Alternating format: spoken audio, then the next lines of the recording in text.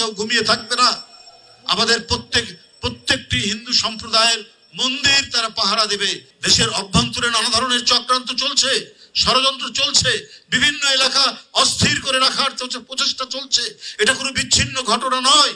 এখানে যেমন 5 ওয়াক্ত নামাজে আজানের ধ্বনি হয়, এখানে তেমনি হিন্দুর বাড়িতে বাড়িতে তাদের বিভিন্ন সভা জলসার মধ্যে রামায়ণই শোনা যায়। এটাই তো হচ্ছে ঐতিহ্যের একটা উজ্জ্বলতম অংশ। আমরা সেই ঐতিহ্যের ধারক বাহক। এইখানে নানা চক্রান্ত করে, নানা ধরনের বাহির থেকে নানা কথাবার্তা বলে বহু ষড়যন্ত্র করা হচ্ছে, চক্রান্ত করা হচ্ছে। কিন্তু এখানে আমরা সবাই একসাথে এক যোগে আমরা কাজ করছি বলে আজকে ব্যর্থ হচ্ছে চক্রান্তকারীরা। নানা মদত আসে নানা দিক থেকে।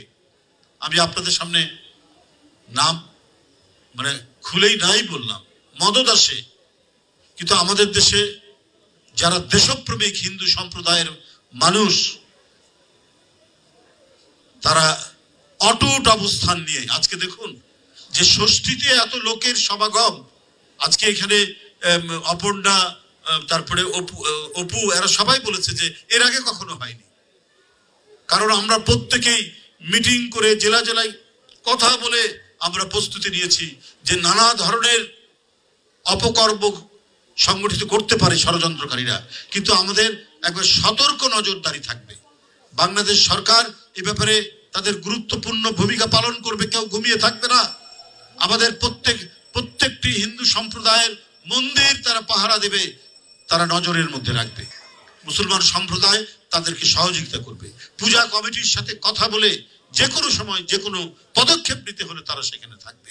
এমনকি আলেম ওলেমা, মসজিদের ইমাম মুয়াজ্জিন, তারা পর্যন্ত এই ভূমিকা পালন করছেন প্রত্যেকটি জায়গায়। এই সম্প্রীতি, এই নিদর্শন কি অন্য কোথাও আছে?